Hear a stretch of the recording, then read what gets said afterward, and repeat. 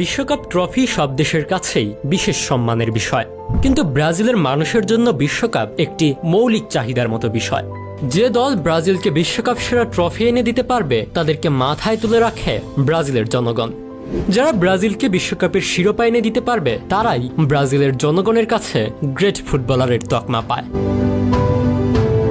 বিশ্বকাপ শিরোপা না জেতার পরও কিছু কিছু ফুটবলারকে সর্বদাই সম্মানের জায়গায় রাখবে ব্রাজিলের সমর্থকরা। তাদের মধ্যে অন্যতম হল জিকো, যাকে বলা হয়ে থাকে সাদা পেলে। 1982 সালের ব্রাজিল দলকে বলা হয় ব্রাজিলের ইতিহাসের সেরা ফুটবল দল, যাদের মধ্যে প্রতিভা কিংবা সামর্থ্য কোনোটিরই অভাব কোনোদিন ছিল না, কিন্তু তাদের সাফল্যের খাতা শূন্য। 1982 সালের বিশ্বকাপে ব্রাজিল দলের ইঞ্জিন কিংবা মাঠের প্রধান কারিগর ছিলেন জিকো। খোদ পেলে নিজে মনে করেন তার সমতুল্য ফুটবলার হলেন জিকো। জিকো ব্রাজিলের হয়ে খেলেছেন 1978, 82 এবং 86 বিশ্বকাপ, কিন্তু দলকে কোনোবারই সাফল্য এনে দিতে পারেননি। দলকে সাফল্য এনে দিতে না পারলেও বিশ্বকাপের ব্যক্তিগত অর্জনের দিক থেকে বেশ সফল ছিলেন এই ব্রাজিলিয়ান ফুটবলার। ব্রাজিলের হয়ে আন্তর্জাতিক ক্যারিয়ারে অভিষেক হয় 1972 গ্রীষ্মকালীন অলিম্পিকের বাছাই পর্বের ম্যাচে। এই সময় 5টি ম্যাচ খেললেও গ্রীষ্মকালীন অলিম্পিকের দলের জন্য বিবেচিত হননি তিনি। এই ঘটনায় বেশ ভেঙে পড়েন জিকো।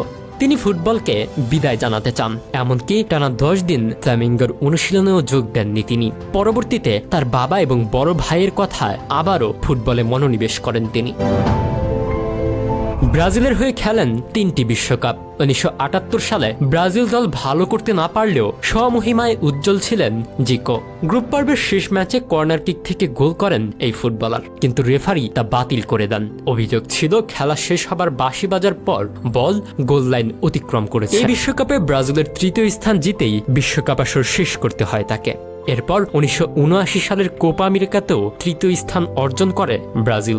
এরপর আরও পরিণত হয়ে 1982 সালে বিশ্বকাপ খেলতে আসে জিকো সক্রেটিসের ব্রাজিল, কিন্তু ইতালির পাওয়ার ফুটবলের কাছে হেরে দ্বিতীয় রাউন্ডেই বাদ যেতে হয় ব্রাজিলকে। দলীয়ভাবে পারফর্ম করতে না পারলেও ব্রাজিলের 8টি গোলে অবদান ছিল জিকোর। 4টি গোল নিজে করেছিলেন এবং 4টি গোলে সহায়তা করেছিলেন জিকো। কিন্তু এখন পর্যন্ত বিশ্বকাপের ইতিহাসের সেরা ব্রাজিল দল জিকো সক্রেটিসদের নিয়ে গড়া এই দলটি।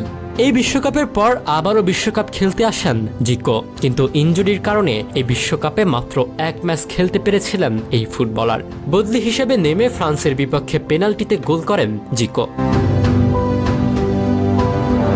1994 সালের খেলোয়াড়ি জীবনকে বিদায় জানালেও ফুটবলকে ছাড়তে পারেননি জিকো। এরপর কোচিং করিয়েছেন বিভিন্ন দেশ এবং ক্লাবকে। জাতীয় দল হিসেবে জাপান এবং ইরাককে কোচিং করিয়েছিলেন জিকো।